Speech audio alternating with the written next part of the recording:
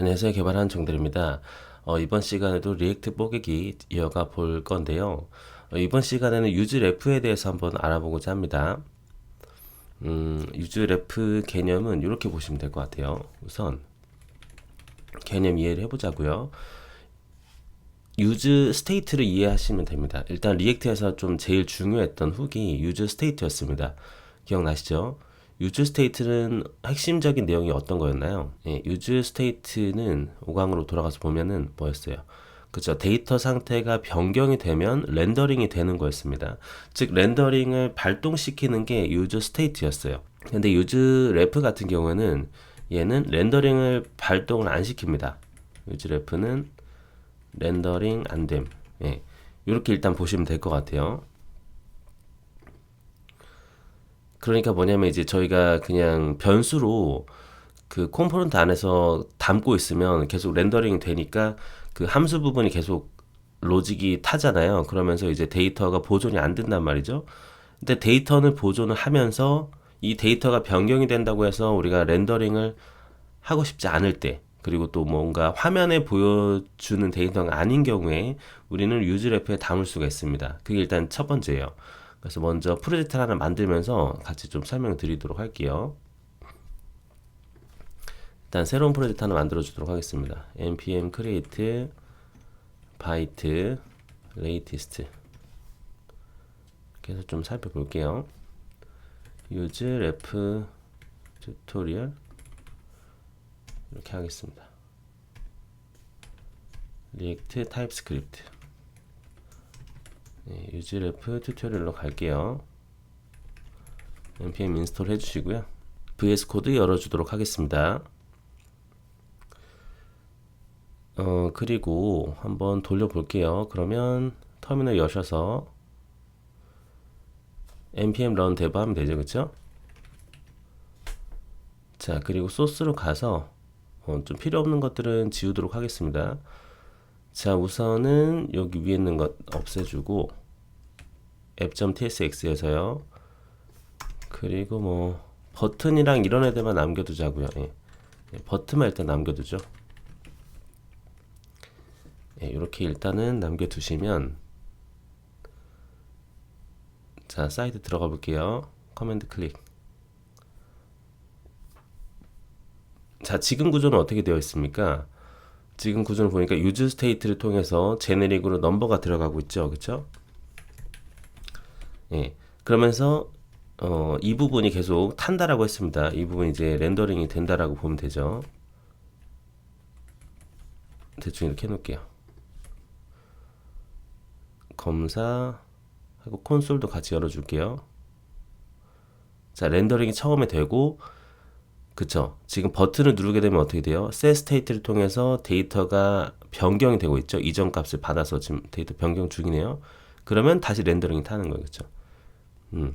이게 이제 유즈 스테이트인데, 그런데 이러고 싶을 수가 있어요. 만약에 난 데이터가 변경이 되더라도 렌더링을 하고 싶지는 않다. 그때 활용하는 게 유즈래프입니다. 유즈래프도 한번 살펴볼게요. 요거는 제가 카운트래프라고 하나 만들어서 유즈래프 해서 넣어볼게요. 일단 유즈래프 자체를 커맨드 클릭해서 어떻게 구성이 되어 있는지 보겠습니다. 함수인데 제네릭인 t를 가지고 있네요. 그쵸? 그리고 얘가 반환하는 것은 ref 오브젝트라는 형태를 반환해주고 있습니다. 그리고 초기 값도 들어가고요. 이 초기 값은 그쵸? 자료형만 적용이 되면 제네릭으로 설정이 되는 거예요. 그러니까 우리가 넘버를 넣지 않아도 들어간 데이터의 그 자료형 자체가 넘버이기 때문에 여기서 넘버를 찍히는 겁니다. 맞죠? 명시해 주려면 이렇게 명시해 주시고요. 이제 유즈래프 죄송합니다. 요건 유즈 스테이트는 이렇게 했고 유즈래프에서도 제가 만약에 0을 이렇게 하게 되면 그쵸? 제네릭 부분이 바로 넘버가 들어갔기 때문에 제네릭은 다 값이 설정이 된 거 볼 수 있어요. 그럼 여기도 제가 이렇게 명시를 해줄게요. 넘버다. 자, 커맨드 클릭해서 ref 오브젝트를 볼게요. 저희가 담고 있는 현재 데이터를 뜻합니다. 이게 제네릭인 거죠. 그렇죠? 그러면은 우리는 지금 이 값에 접근하려면 어떻게 하면 될까요? 그렇죠. count ref current로 하시면 되는 겁니다. 그럼 제가 여기다 요건 백틱으로 해서 한번 찍어 볼게요. 데이터를. 그래서 count ref다. count ref 점 current를 하게 되면 그 알맹이 데이터, 즉 이 데이터죠. 걔가 들어오게 되는 거죠. 자, 이렇게 하고 이렇게 해볼게요. 저희가 set count를 할 때 set count를 안 하고 제가 count ref를 데이터를 한번 변경을 해보겠습니다. 요거는 현재 count ref 현재 값에 더하기 1을 해주겠다. 예, 그렇게 하면 어떻게 될까요? 원래라면 우리가 set count를 했을 때는 어때요?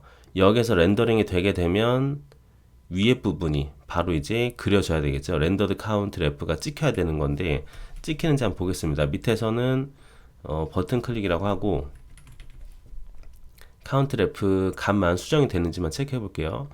자, 새로 고침하고 버튼을 누르면 어때요? 렌더링이 안 되는 거죠. 위에가 안 타잖아요. 그쵸? 이해되시죠? 안 타는데 현재 이 데이터는 계속 증가되는 거로 저희가 알 수가 있습니다. 일단 이게 래프의 큰 특징이라고 보시면 될 것 같아요. 일단 래프를 좀 제대로 알려면은 이 유즈 스테이트랑 항상 비교를 해야 됩니다. 지금 보시게 되면 제가 이렇게 해볼게요.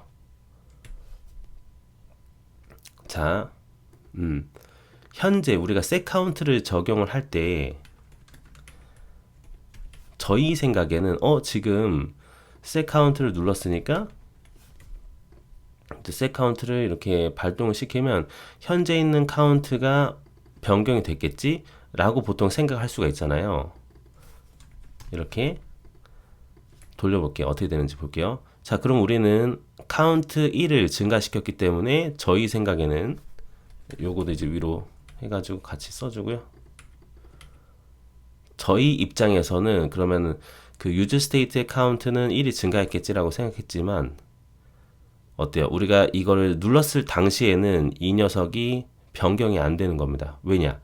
다시 그리기 때문이에요. 다시 처음부터 시작을 해야 그제서야 바뀌고 나서 적용이 되는 거예요. 그래서 이 함수 공간 있죠. 이 스코프 안에서는 이 범위 안에서는 얘가 아직 증가된 값을 접근이 안 되는 거예요. 그래서 0인 거예요. 지금 보이세요? 자, 다시 좀 키워볼게요. 네, 여기를 키워야 돼. 그쵸? 우리가 눌렀지만 너무 키웠네. 네. 우리가 눌렀을 때는 이미 우리는 3이라고 생각을 하고 예상을 하고 있는데 사실 그게 안 되는 거죠. 예. 하지만 우리가 유즈레프 같은 경우에는 바로바로 적용이 됩니다. 그래서 유즈레프도 비교를 해볼게요. 유즈레프의 경우에는 바로 현재 클릭한 시점에 이미 얘가 업데이트가 되어 있다라고 보시면 돼요. 예. 그렇죠. 이해되시죠? 그리고 어때요? set count를 통해서 렌더링이 발동이 됐기 때문에 위에가 찍힌 겁니다. 그래서 만약에 우리가 set count를 안 하게 된다면 렌더링이 아예 안 되니까 위에 부분은 로직이 안 타겠죠. 예, 지금 안 탄 거죠. 그래서 그렇게 좀 이해하시면 좋을 것 같아요. 그래서 정리하자면 유즈레프는 렌더링이 안 되는 거예요. 그렇게 이해하시면 돼요. 자, 그러면은 이거를 어떻게 활용할 수 있을까? 우리가 생각을 해볼 수가 있을 것 같은데요. 그럼 언제 쓸까? 그럼 언제 사용? 이 공식 문서에서 제시해주는 것들이 여러 개가 있어요. 그걸 좀 같이 보면 어떨까 싶습니다. 자, 리액트 dev로 가볼게요. 리액트 dev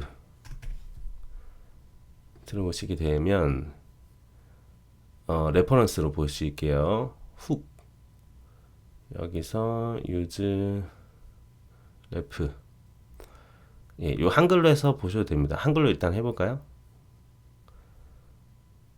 참고서 use ref 예, 지금 이제 중요한 부분이 바로 그거였어요. 아, 얘는 렌더링이 안 되는 것이다. 그렇죠? 그럼 어떻게 활용할 수 있을까? 보시게 되면 이제 값 참조하기라는 부분이 있어요. 예. 그리고 DOM이라고 있는데 이게 뭐냐면 이제 우리가 뭐 입력창 있죠. HTML 엘리멘트들, 뭐 인풋, 뭐 버튼 이런 애들에 저희가 그 참고로서 레퍼런스겠죠. 그 참조 값으로 가지고 있는 거예요, 아마. 예, 메모리 포인터로 봐야 될 것 같아요. 제가 정확하게 뜯어보진 않았지만, 예, 그렇게 일단 보면 될 것 같아요. 그래서 그 HTML 엘리멘트에 접근이 가능합니다. 그게 있고요. 일단 지금은 먼저 값에 대해서 래프로 값 참조하기에 대해서 좀 더 집중해 볼게요. 자, 이제 이 문서에서 제시하는 방안은 뭐냐면, 우리가 뭐 흔히 스탑워치 같은 거를 만들 때, 예, 그때 활용하면 좋다라고 되어져 있어요. 학습 쪽에 있는 것 같은데요. 학습의 탈출구 이 부분이었던 것 같습니다. 탈출구. 래프로 값 참조, 예, 여기를 볼게요.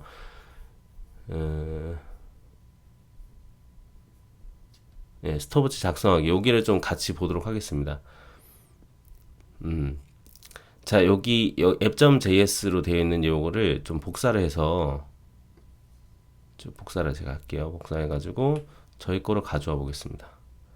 타이머니까 이름을 타이머로 지으면 되겠죠? 타이머 뭐랄까 죄송해요. 스탑워치라고 할게요. 스탑워치 컴포넌트가 되겠죠. 스탑워치로 할게요. 스탑워치라는 컴포넌트가 있다. 리액트 펑션 컴포넌트 이렇게 만들어 보도록 하겠습니다. div 이렇게 있는데 아까 복사했던 거 붙여 놓고요.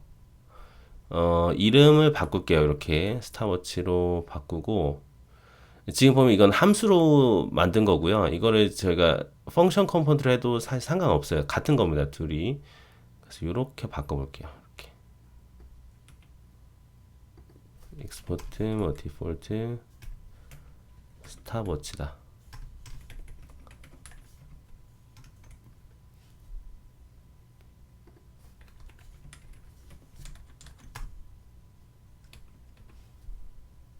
그렇죠. 자, 그러면 얘네들은 지금 자바스크립트 기준이기 때문에 이렇게 만들어졌는데요. 좀 수정을 해볼게요. 지금 여기는 스테이트를 가지고 있네요. 시작 시간 그리고 현재 시간 요 정도가 될 것 같아요. 자, 다시 한번 볼게요. 스테이트는 뭐라고요? 그렇죠. 렌더링을 위한 요소라고 보면 될 것 같아요. 렌더링 필요. 플러스로 뭔가 보여주는 데이터들 그리고 이제 데이터가 유지가 되고 싶을 때 그럴 때 쓰는 겁니다. 그렇죠? 데이터 유지까지 같이 적을게요. 근데 유즈레프는 뭐라고요? 유즈레프 같은 경우에는 여기서는 유즈레프가 안 쓰여진 것 같은데요. 아마 밑에가 유즈레프가 쓰여진 것 같습니다. 예. 인터벌을 이렇게 유즈레프로 했다라고 설명을 해주고 있네요. 요것도 일단 복사해서 붙여놓을게요. 유즈레프 같은 경우에는 뭐죠? 그렇죠. 렌더링은 아닌 거예요. 렌더링은 X인 거고 얘는 이제 뭔가 데이터를 가지고 있는 거라고 보시면 될 것 같습니다. 데이터 유지. 참조를 유지한다 라고 보시면 될 것 같아요. 자, 밑에 이제 스타트 타이머가 있고 핸들 스타트가 있고 now가 지금 자료용을 보니까 넘버로 되어 있어요. 그러면은 set start time을 제네릭을 저희가 넘버도 되고 유니언 타입 널로도 된다라고 할게요. 그럼 에러가 안 생기죠. set now도 마찬가지겠죠. 여기도 now가 자료용이 넘버가 반환되니까요. 그러면은 널로도 지금 초기 값을 넣었기 때문에 두 가지 타입을 받는다라고 해서 이렇게 유니언 타입으로 설정할게요. 그럼 에러가 안 생겼죠. 그렇죠. 자, 일단 이거를 돌려보겠습니다. 그러면 스탑워치를 저희가 app.tsx에서 요 밑에다가 한번 호출해 볼게요. 이렇게 스탑워치. 자, 저장하고 가보겠습니다. 자, 와보니까 이렇게 타임 패스드라고 되어 있네요. 스타트를 누르게 되면 지금 계속해서 시간이 가고 있어요. 네. 자, 이거를 어떻게 멈출까? 멈추는 거에 대한 것도 되어 있을 겁니다. 이 부분에서. 자, 보니까 시작과 스탑이 있네요.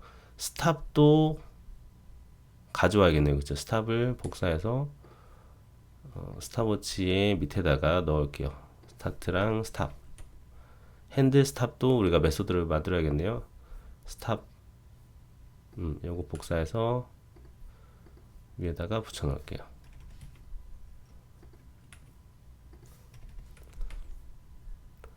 자, 인터벌 래프 커런트라고 되어 있습니다. 요걸 좀 설명드릴게요. 이게 뭐냐면은 이 셋 인터벌이 저희가 타이머라고 보시면 돼요. 셋 인터벌. 요걸 하시게 되면 지금 천천히 같이 볼게요. 셋 인터벌을 함수를 보니까 콜백이 있고요. 그 다음에 이제 딜레이가 있네요. 딜레이는 뭐냐면 몇 초 뒤에, 그러니까 얼마만큼의 시간 뒤에 이 콜백 부분을 실행을 시킨다라는 의미예요. 그러니까 지금 이거는 로직이겠죠. 함수니까. 뒤에가 이제 딜레이인 거예요. 그럼 제가 만약 이걸 1000으로 했어요. 그러면 우리는 보통 밀리세컨즈라고 합니다. 밀리가 1000단위를 뜻하는 거거든요. 그래서 밀리세컨즈이기 때문에 얘가 1초인 거예요. 1초. 그렇게 보시면 돼요. 그럼 요거를 1초로 보고 1초마다 자, 이렇게 콘솔로 한번 찍어 볼게요. 1초 지났습니다. 라고 하면 되는 거예요. 그렇게 되면 지금 요거 일단 추석할게요. 그럼 핸들 스타트가 실행이 되면 이렇게 1초마다 요게 로그가 찍히겠죠? 그쵸? 네, 일단 요거는 추석해 놓을게요. 자, 다시 한번 돌려보겠습니다. 자, 스타트. 1초마다 1초가 지났다라고 알려주는 거예요. 그게 셋 인터벌입니다. 그쵸? 네. 그러면 우리가 1초가 지났을 때 지난 시간을 우리가 그려주려면 렌더링이 필요한 거죠. 그쵸? 그래서 이 예제에서는 뭐라고 한 거예요? 지금 현재 시간을 설정하는 거로 set now를 지정했던 거예요. 그래서 현재 시간을 저희가 뭔가 계산해가지고 얼마만큼 지났습니다를 지금 보여줬던 겁니다. 왜냐면 렌더링이 된다라는 말은 여기가 계속 탄다라는 말이니까요. 그렇게 해서 여기서 세컨즈 패스들을 지금 화면에 보여주는 걸 했던 거예요. to fixed 요거는 이제 소수점 세 자리까지 보여준다. 이렇게 이해하면 될 것 같아요. 그러면 저희는 안 보여줄 거면 0으로 하면 됩니다. 자, 그래서 시작을 하게 되면 지난 시간에 비례해서 저희가 여기가 이제 찍혀야겠죠, 그쵸? 자, 볼게요. 그러려면 이제 렌더링이 또 돼야 되니까 1초 뒤에도 계속 이렇게 업데이트를 시켜주는 거죠. 왜 한다고요? 렌더링을 위해서. 맞죠? 그럼 렌더링이 되니까 이 현재 시간이 지나갔을 거고, 즉 now가 업데이트가 되었을 거예요. 그러면은 현재 시작 시간이랑 요거 계산해 가지고 이렇게 시간을 찍어준다라고 보면 될 것 같습니다. 그렇죠? 다시 보면은 시작 누르게 되면 1초마다 이렇게 카운트가 올라가게 되는 거죠. 자, 그런데 제가 만약에 스타트를 한 번 더 눌렀어요. 어때요? 지금 로그가 찍히면 또둑또둑 찍히죠? 한 번 더 하면 두두둑 하겠죠? 뭡니까? 그래서 이런 거를 우리가 타이머라고 하는데, 이런 타이머들은 기존에 돌아가던 타이머를 종료시킬 필요가 있어요. 지금은 기존 타이머가 이미 돌아가고 있는 상태에서 종료가 안 됐기 때문에 그런 거거든요. 그래서 지금 핸들 타이머를 통해서 기존에 했던 거를 지워라. 이거 지우는 거를 지원하는 거예요. 지금 보니까 그러면 셋 인터벌을 반환이 보니까 Node.js 타임아웃이라는 애가 나가게 되네요. 그럼 그거를 받아보는 거예요. 이렇게. 이거를 인터벌 랩으로 보게 되는 거죠. 지금 예제 보면은 지금 보시면은 그쵸. 요거를 우리가 담아 두자는 거예요. 그 레퍼런스로. 유즈 랩으로 담자 이 말이에요. 그러면 얘가 자료형이 어떻게 될까요? Node.js 타임아웃이나 널이 되겠죠. 그래서 인터벌 랩을 여기다가 담는 거입니다. 이렇게 커런트.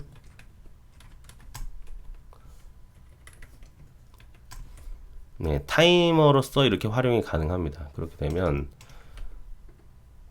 이거는 지금 현재 널일 수도 있기 때문에 그렇거든요. 이런 거는 이제 이렇게 예외 처리하면 됩니다. 인터벌 랩가 있다면 있을 때만 해라 라는 뜻이에요. 널 체크하는 거죠. 이렇게 하면 됩니다. 있는지 없는지 체크하는 겁니다. 자, 다시 돌려보면 자, 시작을 하게 되면 타이머는 돌아가고 있고요. 스탑을 누르면 이제 해당 부분의 타이머가 지워지는 거예요. 그러니까 뭐냐면 돌렸던 녀석이 누군지를 알아야 그 녀석을 지우지 않겠습니까? 그렇게 이해를 하시면 돼요. 그리고 그러면 이렇게 하면 좋겠죠. 우리가 시작을 누를 때마다 기존에 있던 애를 지울 수도 있는 거예요. 이거를 이제 했기 때문에. 그럼 핸들 스타트를 할 때마다 써도 좋지만 쓰기 전에 한 번씩 이렇게 이 녀석을 기존에 있는 녀석을 클리어를 해줘도 되는 겁니다. 자, 그러면은 지나고 있을 때 또 눌러도 기존 거 지우고 다시 하기 때문에 문제가 안 생기는 거야. 아까 같은 경우는 계속 타이머가 여러 개가 돌아갔기 때문에 지금 이 돌아가는 게 도둑도둑도둑 이렇게 됐거든요. 근데 지금 이제 그렇지가 않은 거죠. 이해되셨죠? 왜냐면 타이머를 하나만 쓰고 있기 때문인데 이런 식으로 이렇게 활용할 수가 있을 것 같아요. 유즈래프를. 그러니까 뭐 타이머 등 활용 시 활용할 수도 있겠죠. 예. 그래서 기존 타이머를 제거할 때 쓴다. 이 정도로 보면 될 것 같아요. 그리고 또 많이 쓰는 경우가 이 문서에서도 얘기를 해주고 있는데 보통 이제 이전 데이터를 가지고 있을 때를 뜻합니다. 이전 데이터. 여기는 안 나오나요? 이전 데이터. 예, 이전 데이터를 담을 때도 사용할 수 있는데요. 어떻게 하면 되냐면 제가 예를 좀 보여드릴게요. 요거를 하기에 앞서서 저희가 유즈 이펙트에 대해서 맛보기로 조금 안내를 해드려야 될 것 같아요. 유즈 이펙트가 들어가게 되거든요. 제가 이렇게 볼게요. app.tsx로 오셔서 일단 타이머 부분은 주석하고요. 이렇게 하고 싶을 때가 있을 것 같아요. 뭐냐면 우리가 카운트를 변경이 되었을 때 이 카운트 래프가 그거를 감지해서 뭐 이 카운트 이전에 있었던 데이터를 계속 어떻게 보면 이제 저장하고 있는 거죠. 가지고 있는 거죠. 예. 그렇게 할 수가 있는데, 뭐, 쉬운 예로는 이렇게 할 수가 있을 것 같아요. 우리가 set count가 변경이 될 때, 기존 카운트 래프를 이렇게 담을 수도 있지 않을까요? 예. 이게 어차피 이전 데이터이기 때문에 변경되기 전에 이렇게 카운트 래프에 커런트는 카운트입니다 해가지고 이전 데이터를 저장해 두는 방법이 있을 것 같아요. 그러니까 이 스테이트가 변경되기 전에 이전 데이터를 우리가 가지고 있어야 될 경우가 있거든요. 그때 활용하게 되는 거죠. 스테이트 변경 전 더 가지고 있기. 이렇게 하셔도 됩니다. 그래서 리턴 해주는 거죠. 그러면은 다시 보시면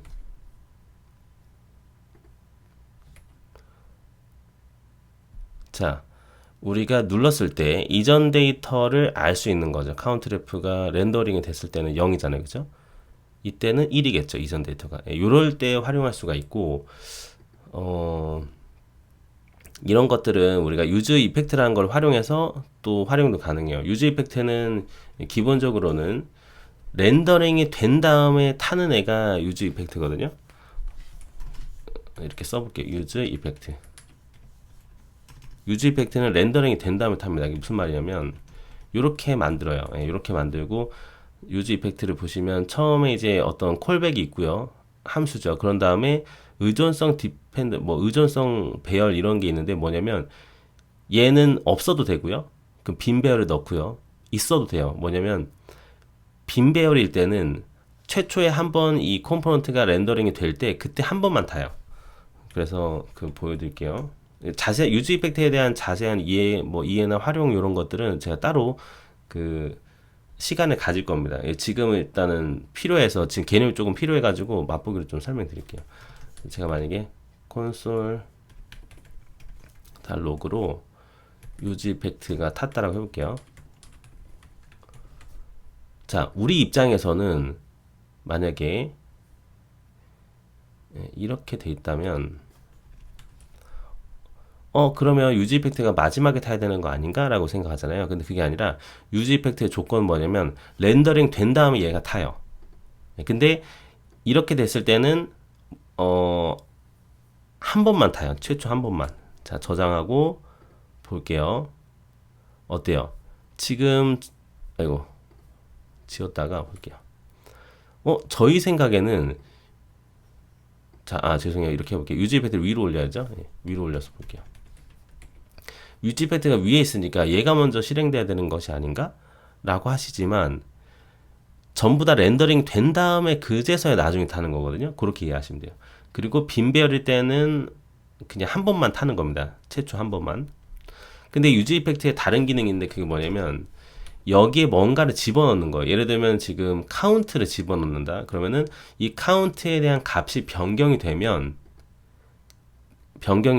렌더링이 되었을 때 그때 탑니다.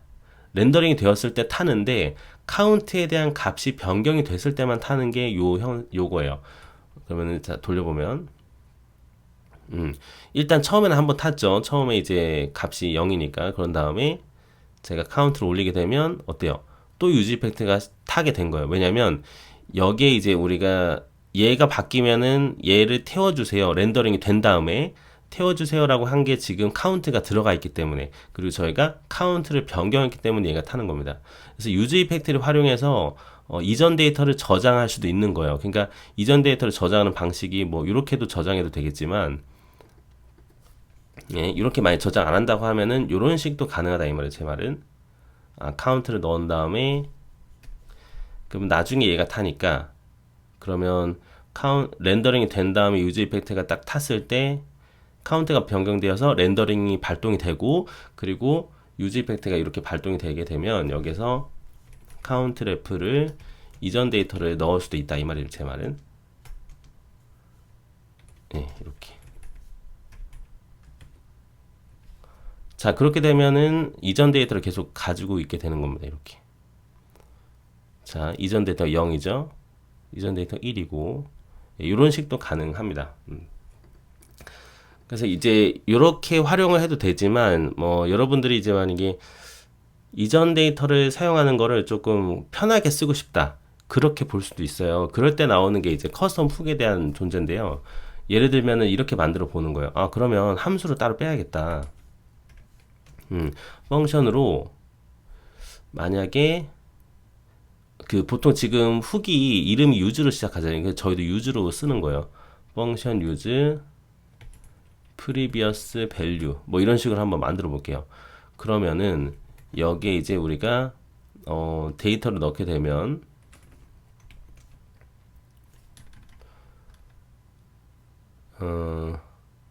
데이터로 할게요. previous 데이터를 넣게 되면 우리가 이거를 제네릭으로 해도 되겠죠. t로 해보겠습니다.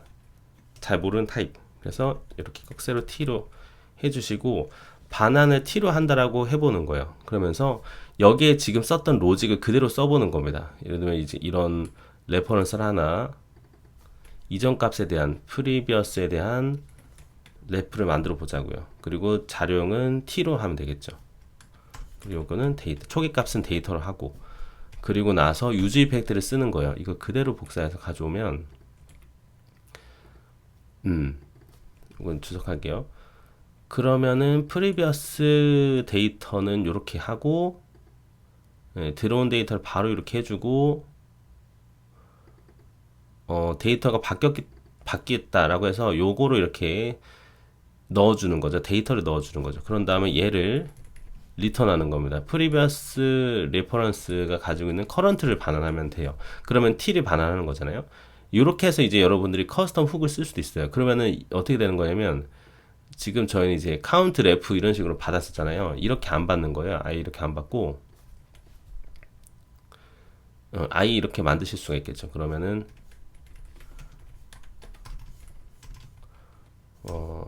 previous count use previous data 해가지고 카운트를 넣으시면 되는 거예요. 이렇게 되면 이제 코드 재사용이 가능한 겁니다.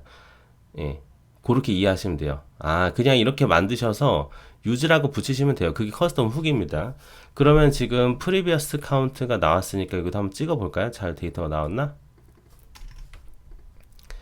자, 그러면은 카운트 변경되면 어때요? 0이었죠? 이전 게? 예, 이런 식으로 이전 데이터도 저희가 추적할 수가 있게 되는 겁니다. 예, 우리가 함수식으로 짜려면 이렇게 짜는 거고요. 우리가 뭐 요것도 마찬가지잖아요. 저희가 이렇게 콘스트로 변수식으로도 할 수 있죠. 뭐 앱 해가지고 리액트 펑션 컴포넌트는 이렇게입니다. 그쵸? 요것처럼 우리도 만드실 수도 있어요. 커스텀 훅도 물론 이제 이렇게 해서 우리가 그냥 익스포트를 하셔도 됩니다. 하도 되는데 조금 안내를 해드릴게요. 요것도 나는 이제 요거를 지금 밑에서 만든 방식처럼 그 변수로 하겠다. 그러면은 이렇게 만드실 수 있겠죠. 익스포트 const use previous 요건 value라고 할게요. 그러면은 매개 변수가 지금 데이터가 들어가고 이름을 value로 할게요. value라는 게 들어가고 이건 나는 제네릭 t가 들어갔다 라고 표현할 수도 있겠죠. 그리고 여기 안에 있는 로직 그대로 여기다 넣으면 되는 거거든요. 맞죠? 근데 지금 제네릭 부분에서 문제가 생겨요. 예, 요거를 좀 안내를 해드릴게요. 요거는 어떻게 보시면 되냐면 이렇게 보면 됩니다. 지금 제네릭 t에 대한 걸 우리가 지정을 해줘야 되는데 그럴 때는 이렇게 하시면 돼요. 앞에다가 t 해서 extends unknown 모르는 거를 extends 한다라고 해서 사용만 해주시면 됩니다. 예. 이렇게 해주시고 그렇죠. 요거는 이제 변수기 때문에 이렇게 들어가게 되겠죠. 그리고 value가 들어온다. 이런 식으로. 이렇게 풀이를 하셔도 돼요. 그러면 이제 use previous value로 바꾸셔도 동일하게 적용되는 겁니다. 동일하죠, 그렇죠? 예. 이렇게 하셔도 되고 이제 편하신 대로 하시면 돼요. 근데 이거보다 조금 더 난 줄이고 싶다 그러면은 여기다가 이렇게 컴마만 하나 찍으시면 돼요. 예, 둘 중에 편하신 거 그냥 하시면 됩니다.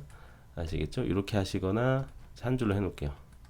이렇게 하시거나 이렇게 하시거나 요거도 좀 지나가는 게임에 좀 안내를 해드렸습니다. 자, 이렇게 해서 한번 커스텀 훅도 알아봤고요. 이전 데이터를 우리가 가지고 있을 수도 있다. 추적할 때 쓸 수 있음. 네, 사용 가능.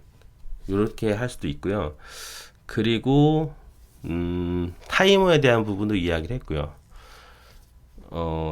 여기서 이제 조금 더 그 타이머 관련해서 제가 하나 조금 더 보여드리면 어떨까 싶어요. 요거는 요런 걸 하나 만들어 볼게요. 보통 우리가 그 인터넷 같은 거 검색하게 되면 오늘도 바코딩 이게 보통은 그 검색할 때 많이 쓰는데요. 우리가 사용자가 글자를 입력하고 나서 다 입력을 했을 때 그때 이제 뭔가 API를 통해서 검색을 하고 이런 것들을 진행을 하거든요. 그걸 이제 디바운스라고 합니다.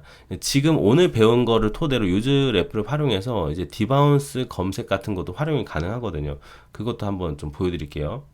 자, 컴포넌트에다가 제가 컴포넌트를 하나 만들어 볼까요? 예. 셋 파일 해가지고 요거는 디바운스 서치 뭐 이런 식으로 서치라고 할게요. 예. 하나 만들겠습니다. 디바운스 서치 매기면 수 없고 바나니 리액트 엘리멘트입니다. 해줄게요.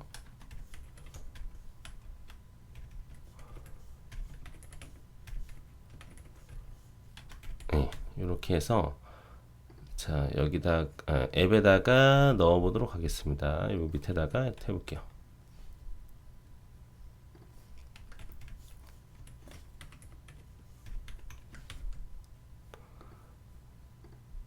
그쵸.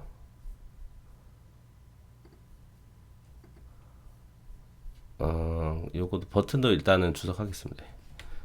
자, 디바운스.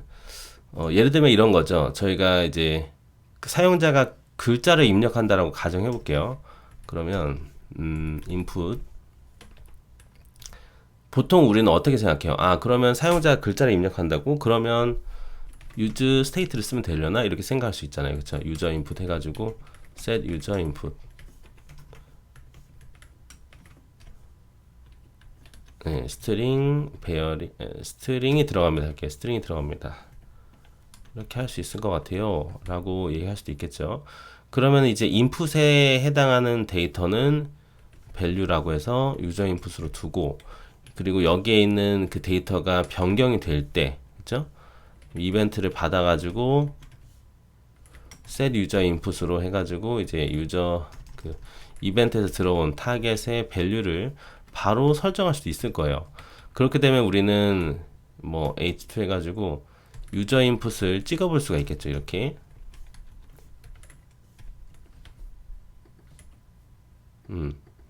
이렇게 찍어볼 수 있단 말이에요. 그런데 요거 말고 이런 식으로 해보는 거예요. 우리가 타이머를 우리가 단다라고 가정해 봅시다. 타이머를 예를 들어서 예를 들어서 뭐냐면 그 보통 이제 아까처럼 검색을 할 때는 검색을 다 하고 나서 알아서 이제 API를 호출하고 이런 식으로 뭔가 서버에 데이터를 요청을 하게 되거든요. 그런데 우리가 글자를 입력하는 순간에 서버에 데이터를 요청하게 되면 굉장히 이제 요청이 많아지게 돼요. 예를 들면서 안녕하세요라고 검색을 한다고 치면요.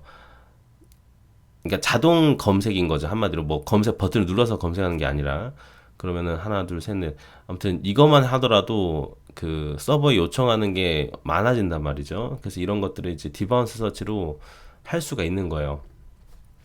그러려면 아까 저희가 썼던 이런 스탑워치 같은 거를 활용할 수 있을 것 같거든요. 어떻게 하면 좋을까요? 만약에 검색이 그 글자가 입력이 변경이 되었다면 글자 입력이 변경이 되었을 때 조금 기다리는 거죠. 그래서 set 인터벌 아까처럼 똑같이 한 다음에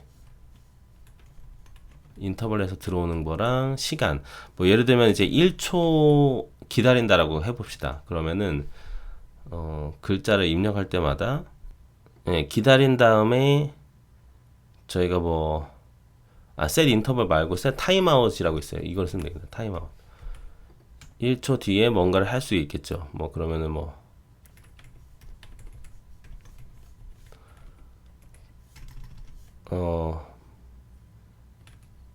입력 완료. 입력하신 내용을 써볼게요. 이렇게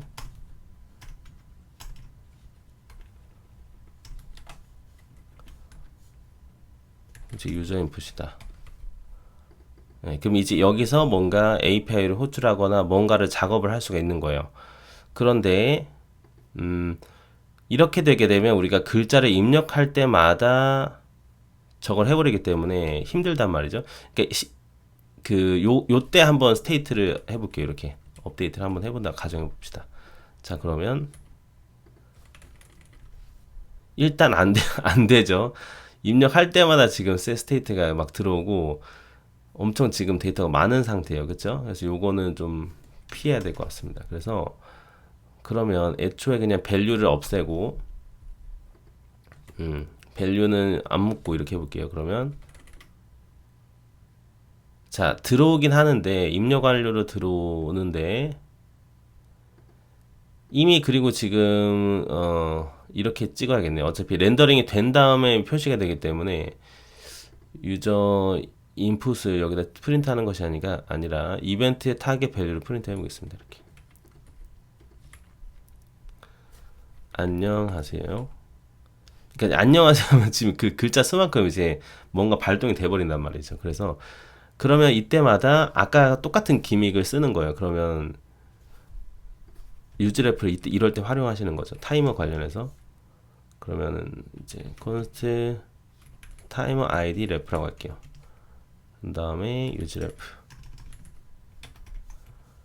그래서 널로 하시고요. 아까처럼 똑같이 해볼게요. 그러면 node.js 타임아웃이거나 널이다. 그럼 타이머 id ref를 이렇게 세팅을 하는 거죠. 그리고 글자가 입력이 될 때마다 기존 거를 날려버려요. 그러면 클리어 타임아웃 해가지고 타이머 id ref를 하면 어떨까요? 요것도 널 체크해야 되니까 이렇게 체크하고요.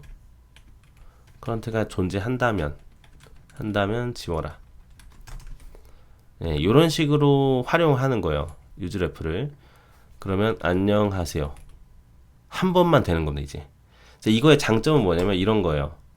제가 만약에 지금 1초 다음에 실행이 된 거잖아요. 근데 예를 들어서 안녕 좀 천천히 한다고 봅시다. 근데 1초가 지난 건 아니에요. 그럴 때 일단 사용자가 마지막에 했을 때 그런 다음에 1초가 지났을 때야 비로소 해당 부분이 검색이 되거나 하는 거예요. 예, 그래서 요거는 이런 디바운스 같은 경우는 많이 활용을 하시게 되거든요. 그래서 이런 것도 좀 알아두시면 좋을 것 같아서 좀 설명을 드렸어요. 유즈레프랑 같이 쓰면 좋을 것 같아요. 예. 요것도 좀 안내를 해드렸고요. 그럼 정리하자면 이제 유즈레프를 활용하는 것 중에 하나가 이제 이렇게 데이터를 참조해서 쓰는 것이고, 그리고 이 얘를 우리가 스테이트로 많이 하게 되면 여기가 데이터가 변경이 되거나 할 때 렌더링이 돼버리기 때문에 그걸 피하는 것도 사실 있는 겁니다. 그렇죠? 그렇죠. 그래서 유즈레프는 렌더링을 시키지 않아요. 네, 그렇게 일단 보시면 돼요. 그래서 이 지금 여기서 얘기하는 것도 보면은 그리고자 할 때 뭔가 내가 화면에 보여주는 그런 데이터 같은 경우는 스테이트로 하라고 권장을 하고 있습니다. 문서에서도. 네, 그렇게 좀 이해를 하시면 될 것 같아요. 그리고 제가 또 보여드릴 만한 게 그렇죠. 그 다음에 중요한 거는 이제 돔 조작하기예요. 돔 조작. 이게 무슨 뜻이냐면 보통 이제 유즈 래프를 통해서 우리가 돔의 조작이 가능해요. 예를 들면 이런 거죠. 이제 오늘날의 그런 서비스는 사용자 관점으로 개발을 해야 됩니다. 그게 뭐냐면 그냥 개발적으로만 하는 것보다 그 개발자도 이렇게 사용자 경험이라고 하죠. 유저 익스피리언스에서 UX라고 하거든요. 사용자 경험에 대해서 관심을 가질 필요가 있어요. 예를 들면 이제 우리가 제가 만약에 이게 검색창이라고 예를 들어 볼게요. 그러면 이 사이트에 딱 들어갔을 때 저희가 포커스를 이렇게 줘야 된단 말이죠. 이게 귀찮은 거예요. 사용자 입장에서는. 우리는 그러니까 머리를 비우고 바로 검색할 수 있게끔 결국엔 사용자도 이거를 움직여서 클릭을 하는 것 자체도 그 결정 에너지가 들어간다라고 생각하는 겁니다. 그러니까 우리도 어때요? 이건 좀 뭐 TMI이긴 한데 우리도 물건 같은 거 살 때 카드로 긁으면 결제 수단이 굉장히 짧아지면 짧아질수록 소비를 더 많이 하게 되잖아요. 우리가 만약에 현금으로 이거를 뭔가를 구매한다고 하면은 굉장히 좀 물건 사기가 좀 거부감이 좀 들 겁니다. 그런 거랑 비슷한 거예요. 그래서 오늘날 서비스는 이렇게 사용자의 그런 사용성에 대해서 굉장히 초점을 많이 맞춰주고 있어요. 그때 활용할 수 있는 게 유즈 래프입니다. 바로 열리자마자 포커스가 되면 저희는 편하겠죠. 이런 것들이 이제 기획단에서 요구가 들어올 수 있어요. 그러면 저희는 이런 거를 구현해야 되는 거거든요. 그때 사용이 가능합니다. 그러면 어떻게 하면 될까요? 디바운스 서치 여기서 얘를 이렇게 담아주는 거예요. 어떻게 하냐면 이제 input ref라고 제가 만들게요. 그래서 use ref input 엘리멘트에 아예 그냥 레퍼런스를 연결하는 거예요. 이렇게. 그러면 자료형을 보니까 HTML input element라고 되어 있죠. 그래서 input ref를 넣게 되면 그러면 이제 자료형을 HTML input element 해주시는 거죠. 기본은 없다 이렇게 해도 되고요. 예, 이렇게 해도 되겠네요. 예. 그러면 인풋레프 같은 경우에는 얘랑 연결이 돼 있는 거예요. 예. 그리고 아까 제가 어떤 거랑 이제 같이 하면 좋냐면 밑에다 제가 버튼을 두 개를 하나 만들게요. 하나는 포커스 주기라는 버튼이 있고요. 하나는 한 줄 복사 Shift 커맨드 화살표 아래 하시면 됩니다. 이건 포커스 해제 이렇게 하시게 되면 포커스를 줄 수가 있어요. 버튼 눌러서 해볼게요. 그러면 input ref에 current까지 가면 뭘까요? 그렇죠. 바로 이 녀석이겠죠. HTML input element가 되는 거예요. HTML input element는 우리가 포커스를 줄 수가 있어요. 이렇게. 예. 이렇게 하게 되면 어때요? 포커스가 갖췄죠? 포커스가 만약에 해제하고 싶다 그러면은 뭐 이게 눌러도 되지만 프로그램으로 해제할 수도 있잖아요. 그렇게 되면 동일하게 가져와서 요거는 이제 블러라고 있어요. 블러를 쓰시면 돼요. 만약에 로직으로 이런 거를 해제를 해야 된다면요. 뭐 예를 들면 이런 거겠죠. 입력이 완료가 되면 포커스가 해지된다. 뭐 이런 걸 할 수 있겠죠. 그러면은 예를 들면 이렇게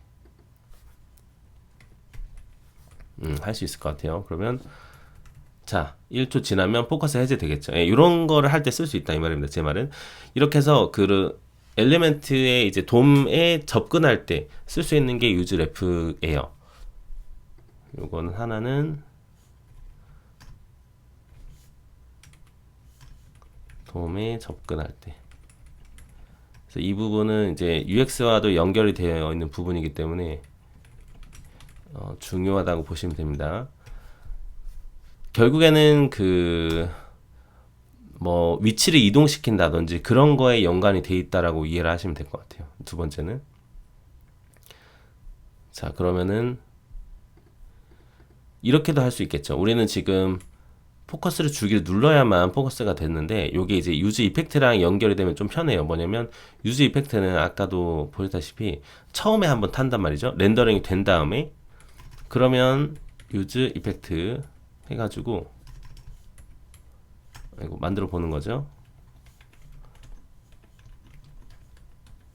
네, 유즈 이펙트에 관련돼서는 제가 따로 시간을 가져서 안내를 해드리도록 하겠습니다. 콘솔 로그 해가지고 유즈 이펙트 하면 되겠죠.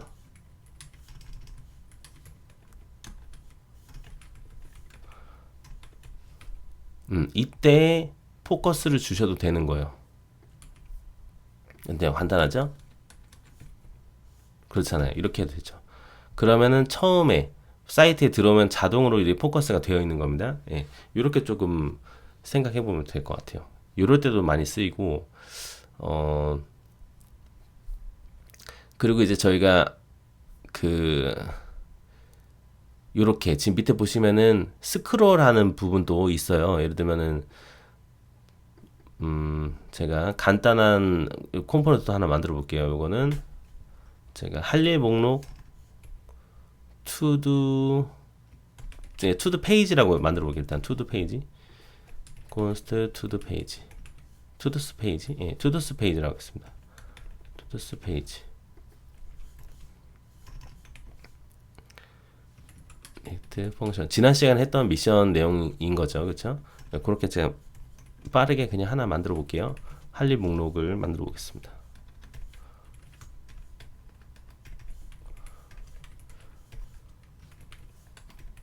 이렇게 투두스 페이지가 있다라고 가정해 볼게요. 밑에다가 이렇게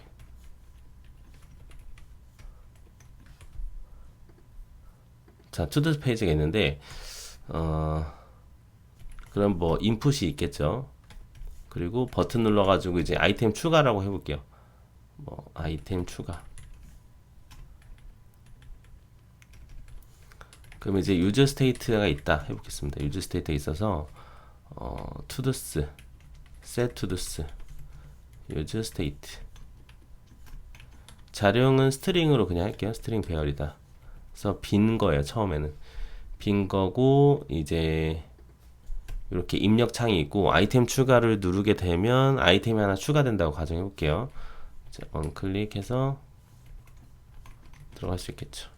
자, 만약에 우리가 아이템을 추가할 때 그런 아이템이 추가될 때마다 아이디를 적용한다라고 해도 그때도 이제 이런 거 쓰셔도 되겠죠. 유즈 레프를. 왜냐면은 스테이트를 하게 되면 스테이트가 변경이 될 때 렌더링이 되는데 얘는 렌더링 시킬 필요가 없을 때는 인 거죠. 그러니까 그 아이템을 추가할 때마다 제가 아이디 같은 거를 넣어줄 건데 그 녀석은 변경이 될 때마다 뭐 그럴 필요가 없잖아요. 그러니까 이렇게 제가 뭐 카운트 레프 같은 거 하나 만드는 거예요.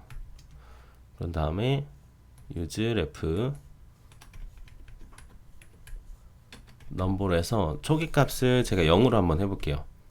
그래서 아이템을 추가해 보는 거죠. 그러면 new 투두 해볼게요. 투두는 요거입니다. 할 일에서 제가 이렇게 카운트 레프를 넣으면 되잖아요. 그쵸? 카운트 레프에 커런트 넣기 전에 이제 카운트 레프에 커런트를 1 증가해도 시켜도 좋을 것 같습니다. 그래서 얘를 기억나시죠? 어떻게 하면 된다고요? 그렇죠. 새로운 거로 해야죠. 새로운 거로. 예. 그러니까 set to do's 해서 새로운 배열이 들어가는 겁니다. 만약에 뒤에다 넣는다 하면은 이제 기존 to do's를 분해를 시켜서 마지막에 이제 new to do가 들어가면 되겠죠. 예. 그러면 그제서야 렌더링이 되는 거예요. 그러면은 렌더링이 되었을 때 제가 뭐 이렇게 그 unordered 리스트가 있다라고 해서 해볼게요. 그런 다음에 이제 여기서 이렇게 또 반복문 써서 만들면 되겠죠. 그러면은 todos 맵 해서 to도랑 인덱스까지 받아볼까요? 이 두 가지가 들어오게 되면 얘를 받아서 저희는 이제 return li를 반환한다고 해보겠습니다. 키도 들어가게 되고 인덱스를 넣어야지 하는 거죠. 그런 다음에 여기는 to도입니다. 이렇게 할 일에 대한 데이터가 들어간다 하면 될 것 같아요. 자, 익숙하시죠? 예. 자, 그래서 아이템을 넣게 되면 들어가게 되는 거죠. 아, 이거는 그냥 아이템 추가만 누르면 들어간다 할게요. 네. 이렇게 딱 들어가게 되는데, 그쵸. 이렇게 볼 수 있겠네요. 우선, 인풋은 일단은 빼겠습니다. 그냥 빼고, 그냥 버튼 누를 때마다 그냥 아이템이 밑에 들어간다 해볼게요. 요걸 조금 그 고정을 시켜서 스크롤이 되게끔 한번 해봅시다. 그러면,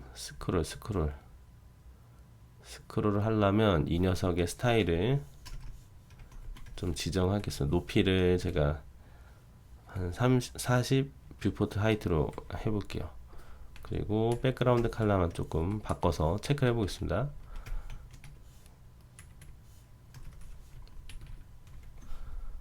이렇게 한번 보면은 네, 지금 이미 벗어났거든요. 벗어났는데 우리가 스크롤 되려면 어떻게 해야 된다고요? 그렇죠. 오버플로우 쓰시면 되죠. 오버플로우 넘어가면 나는 스크롤 할 거야. 스크롤이 되죠. 이럴 때도 쓸 수 있어요. 뭐냐면 해당 래프에 접근해서 지금 할 일이 추가됐기 때문에 이것도 사용자 입장을 생각해 보세요. 그러면 내가 아이템을 추가하면은 그 추가된 아이템이 바로 보여지는 게 좋지 않겠습니까? 그러니까 이런 것도 이제 기획단에서 기획 요구 조건으로 들어올 거란 말이죠. 그러면은 아이템이 추가되면 얘가 자동으로 이렇게 내려가게끔 하면 좋을 것 같아요. 예. 그런 거를 할 때 쓸 수 있어요. 그게 이제 유즈 래프가 되는 거죠. 그 내용을 얘기하는 겁니다. 이게. 그러면은 current scroll into view 이런 걸 하게 되면 된대요. 요거는 그 쿼리 셀렉터를 쓰셔도 되거든요. 그 내용도 아마 문서에 있을 거예요. 그게 유즈래프의 밑에 있었나요? 예, 이미지 스크롤하기 여기를 보시게 되면 관련된 내용입니다. 그 리스트 래프로 리스트 같은 경우에는 래프를 지정을 해라. 그런 다음에 li를 찾는 거죠. 찾는 게 쿼리 셀렉터거든요. 찾아가지고 해당 인덱스로 위치를 이동시키는 건데 지금 저희는 이제 맨 마지막 거만 가져오면 될 것 같아요. 그러면 한번 해보자고요. 그러면 아이템이 추가될 때마다 저희가 하고 싶은 거는 화면 그 이동을 시키는 거예요. 스크롤 하게끔 하는 겁니다. 그러면 리스트 래프 하나 만들어서 써보자고요. const use ref 네, 초기는 없다 라고 하게 되면 이 unordered 리스트 같은 경우는 지금 보시면 ul 리스트 엘리멘트예요. 그러면 여기가 제네릭이 ul 리스트 엘리멘트면 됩니다. ATM의 ul 리스트 엘리멘트 이렇게 되겠죠. 그게 바로 이쪽에 래프로 연결이 되는 거예요. 자, 그러면 맨 마지막으로 이동을 해라 라고 하면은 리스트 래프의 current에 요것도 이제 if로 해봐야 돼요. 왜냐면 이제 널리 들어갔기 때문에 리스트 래프의 current에 last element child가 있어요. 여기에서 scroll into view를 하시면 돼요. 그러면 지금 아규먼트 이런 게 있어요. 여기도 확인해 보시면 옵션을 보니까 블락도 있고 인라인도 있고 이런 위치에 대한 부분입니다. 센터 타입으로 되어 있죠. 이것도 유니언 타입이죠. 센터 앤드 니어리스트 이렇게도 있고 비헤이비어라는 부분도 있어요. 요거는 이제 그 스크롤을 바로 할 거냐 스무스하게 할 거냐 이런 겁니다. 비헤이비어만 좀 건드려 볼까요? 그러면은 옵션이 비헤이비어가 있었으니까 비헤이비어로 저는 바로 빠르게 인스턴트로 하겠습니다. 그러면 자 아이템을 추가할 때마다 어때요? 내려가게 되는 거죠. 좀 약간 버그가 있죠. 이것도 이따가 설명드릴게요. 스무스도 해도 되는 거죠. 이렇게 되면 그렇죠. 내려가죠. 자, 근데 지금 문제가 발생했어요. 뭐냐면 우리는 우리 생각에는 바로 set to도스를 했으니까 그러면은 바로 움직여야 되는 거 아닌가요? 근데 저희는 알죠. 아까 처음에 봤잖아요. use ref랑 비교했을 때 봤을 때 어땠어요? 우리가 set to를 하게 되면 이게 바로 반영이 되는 게 아닙니다. 이걸 하게 되면 렌더링이 그제서야 나중에 된단 말이죠. 그러니까 이 부분은 로직이 이미 타고 난 상태예요. 그러니까 타이밍이 안 맞기 때문에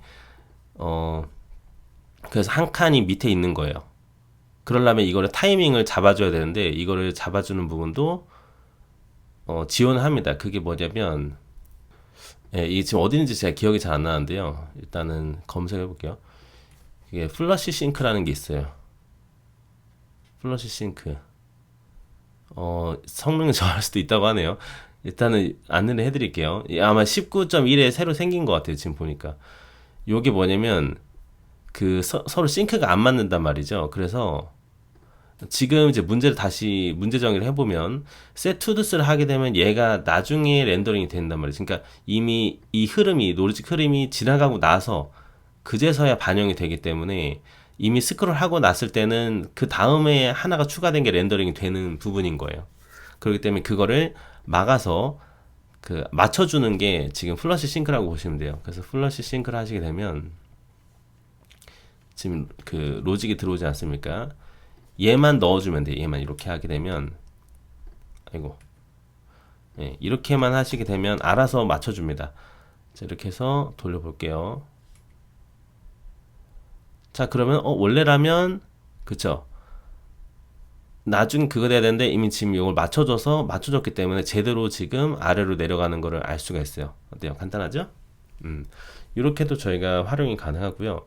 근데 보통 이제 우리가 서비스를 만들 때 얘가 너무 밑으로 가 있으면 위로 올리는 거를 보통 두거든요. 그래서 그것도 한번 해볼게요. 그러면 이 밑에다가 버튼 또 하나 만들어서 위로 올라가게 해볼게요. 올리기. 이제 온 클릭 해가지고 보겠습니다. 그러면은 아이템을 위로 올린다. 비슷하겠죠. 뭐 이렇게 이거 복사해서 붙여놓고 위로 라스트가 있으면 뭐가 있을까요? 이런 식으로 약간 추측을 해보시는 것도 좋아요. 첫 번째가 있지 않을까? 퍼스트 엘리멘트로 해보는 거죠. 네, 이렇게 하시면 돼요. 자, 위로 올리게 해보면 아하, 바로 되는구나. 이렇게 보는 거죠. 그리고 이제 난 빠르게 하고 싶어. 그럴 때는 인스턴트를 하시면 됩니다. 그렇죠. 이렇게 막 했다가 그렇죠. 바로 올릴 수가 있죠. 자, 여기서 하나만 더 해볼게요. 이제 우리가 만약에 정드림 저는 할5라는 애를 찾아가지고 이 녀석이 있는 위치로 이동을 시켜주고 싶어요. 스크롤을 딱 이동을 시켜주고 싶어 할 수도 있잖아요. 그런 게 이제 거의 많이 들어가거든요. 보통 작업할 때 많이 들어갈 것 같아요. 요구사항이 있을 것 같아요. 그러면 그걸 한번 짜보겠습니다. 그래서 여기다가 아이템 추가 위에다가 대충 한번 만들어 볼게요. 팁으로 하나 해가지고 인풋이랑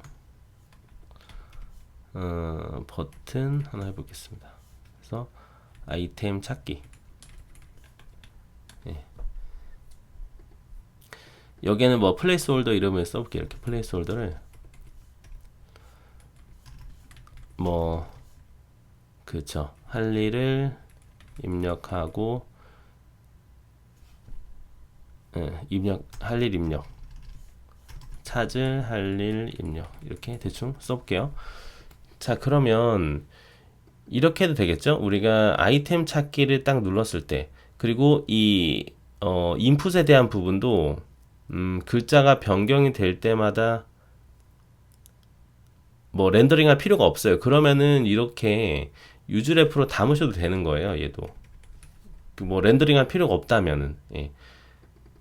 그리고 아이템 찾기를 눌렀을 때 그제서야 뭔가를 뭐 하면 되는, 데이터만 조회하면 되는 거면 얘도 이제 뭐 이렇게 써도 되겠죠. search to do ref 해가지고 문자열로 해도 되겠죠. 그쵸? 그러면 이제 얘가 변경이 될 때 넣어도 되겠죠. 커런트는 이벤트를 받을게요. 매개면서 들어온 이벤트. 요거는 이제 이렇게 자료형 확인하시면 좋아요. HTML 인풋 엘리멘트 이벤트가 들어오겠죠. 이벤트에 타겟에 밸류로 찍어보면 되겠죠. 데이터가 만약에 없다면 이렇게 빈 거 다 해줄게요. 자, 그러면은 또 콘솔 로그 또 찍어보고요. 그래서 렌더링 되는지 여부를 알아보시는 게 좀 중요한 것 같아요. 그거만 좀 잘 챙겨도 문제가 없지 않을까 싶어요.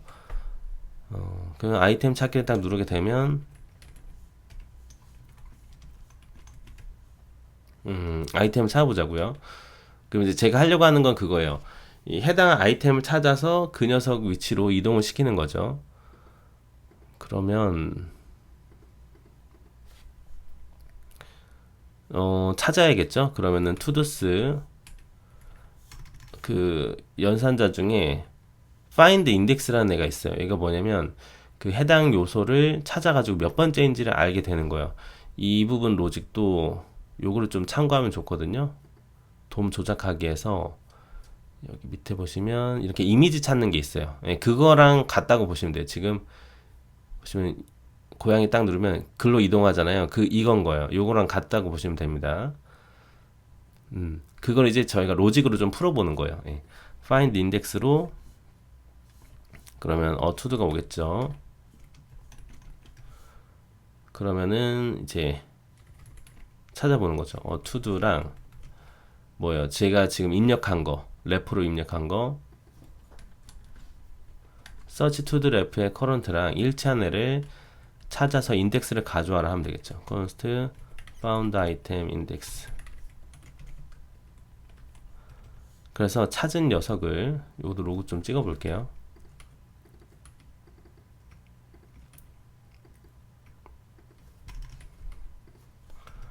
찾아가지고 이제 이동을 시키면 될 것 같습니다. 이동은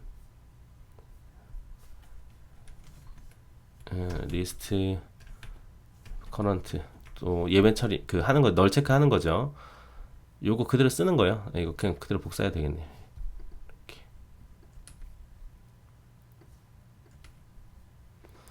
여기 그리고 밑에 아마 밑에 있었나 그럴 겁니다. 밑에 보시면은 여기가 아닌가요? 유즈래프였나? 여기 있다.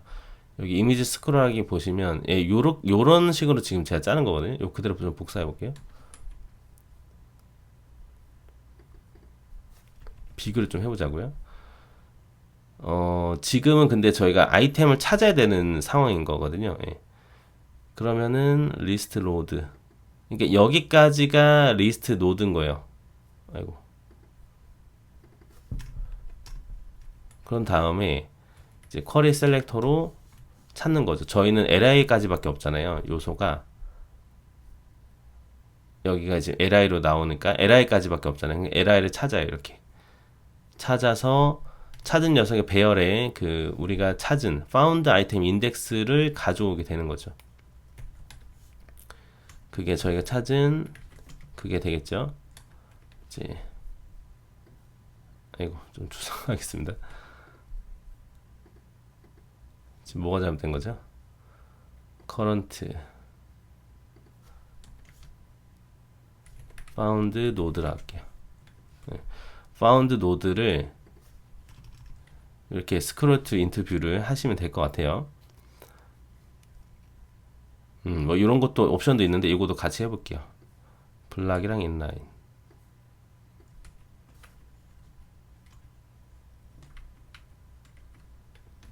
직접 쓸게요 그냥. 블락도 있고 니얼리스트 그리고 인라인도 있고.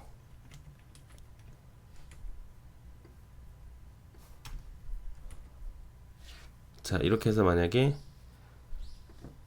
돌리게 된다면 자 이렇게 막 만든 다음에 제가 할 일 3을 찾는다고 볼게요. 할 일 3 어때요? 할 일 3을 찾아서 이동을 한 겁니다. 아니면 지금 할 일 10을 찾는다고 해볼까요? 할 일 10을 찾으라.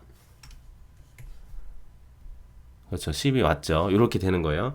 그리고 이런 옵션들은 지금 그런 위치에 대한 부분이에요. 블락도 보시면 요것도 이제 이렇게 확인하면 되죠. 스크롤 옵션. 센터로 하게 되면 아마 아이템들이 센터로 갈 것 같거든요. 자, 막 만든 다음에 할 일 3. 어때요? 3 있는 대로 맞죠? 할 일 10을 한번 입력해 볼까요? 10.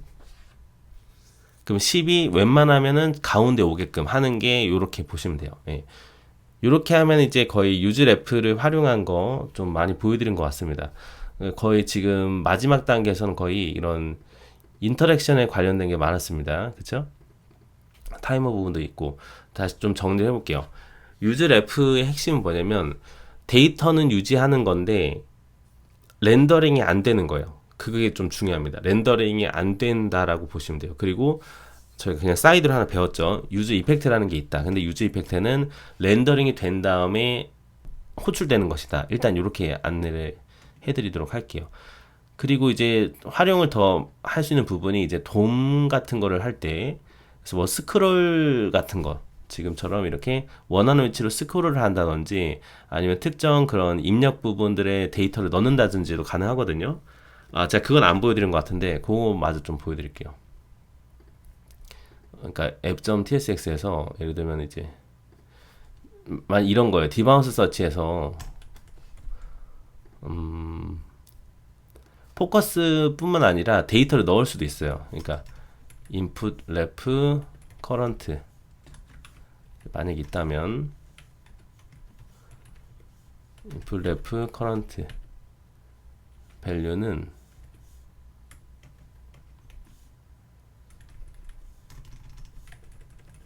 이렇게 하잖아요.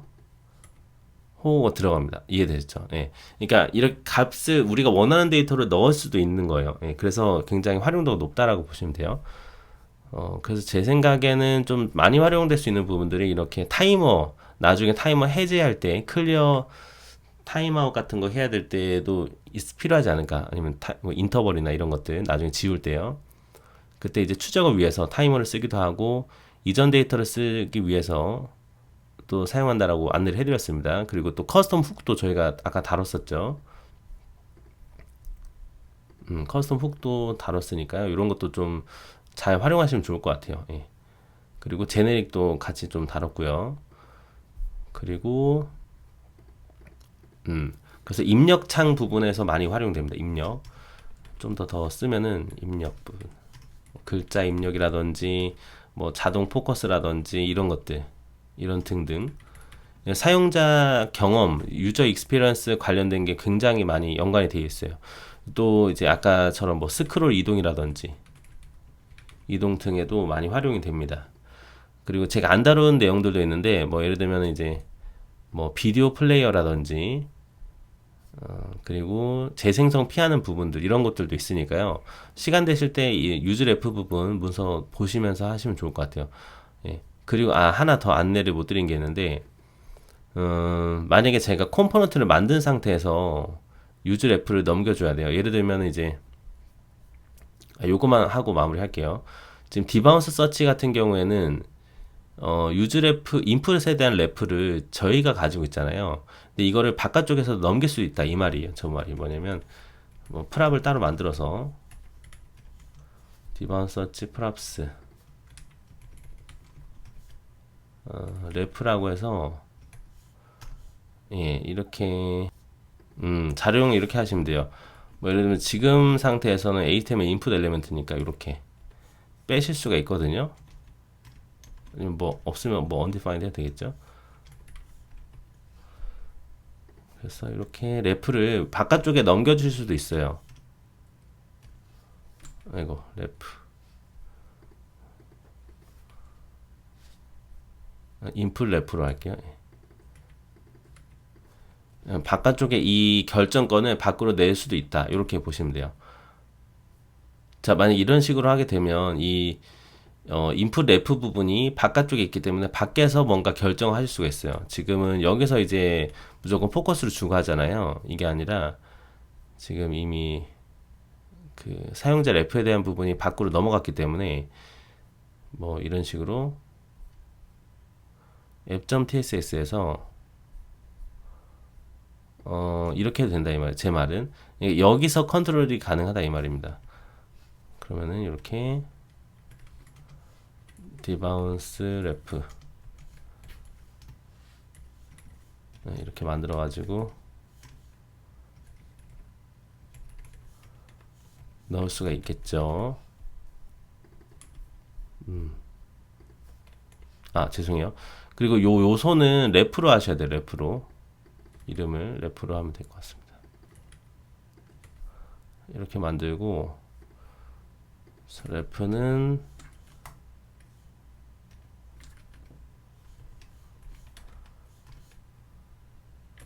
디바운스 래프 이런 식으로 만드시면 돼요.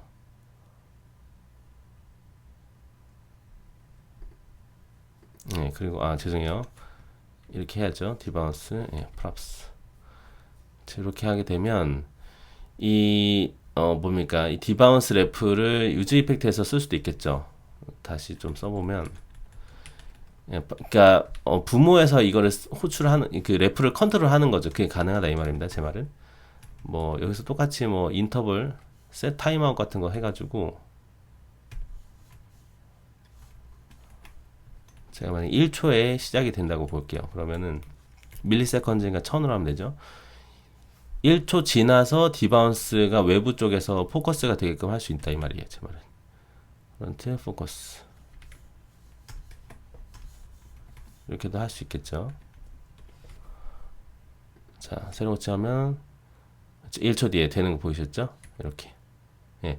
이거를 기존에는 저희가 이 디바운스 컴포넌트 안에서 했었는데 이거를 바깥쪽으로 뺄 수 있다 이 말입니다. 이렇게. 예. 이런 식도 가능합니다. 이렇게 하면 이제 그 유즈 래프에 대해서는 어느 정도 다 안내를 해드린 것 같아요. 자, 이번 시간 여기까지 들으신다고 너무 고생 많으셨고요. 다음 시간 미션을 또 드리고 이번 시간 마무리하도록 하겠습니다. 다음 시간 미션인데요. 이제 조금씩 어려워질 것 같아요. 이제 조금씩. 그래서 오늘도 좀 중요한 개념도 어려운 개념도 많이 들어간 것 같은데 천천히 해보시면 도움이 되지 않을까 싶습니다. 자, 다음 시간 미션은요. 회원가입 화면을 만들 거예요. 이제 좀 제가 기능 정의를 해봤거든요. 자, 이메일 입력창이 있고요. 그리고 비밀번호 확인 부분이 있습니다. 그리고 회원가입 버튼이 있는 구조예요. 그런데 여기서 이제 이메일은 이메일 형식을 따라야 됩니다. 요거는 정규식이라고 검색을 좀 해보세요. 이때 중요한 게 뭐냐면 그 이미 사용 중인 이메일들이 있을 거예요. 뭐 예를 들면은 이런 것들 이렇게 여러분들이 이메일을 만드세요. 뭐 test01 뭐 email.com 그리고 test02 email.com 이런 것들을 이미 사용 중인 이메일 리스트 이런 식으로 배열을 하나 만드셔서 비교를 하시면서 하시면 돼요.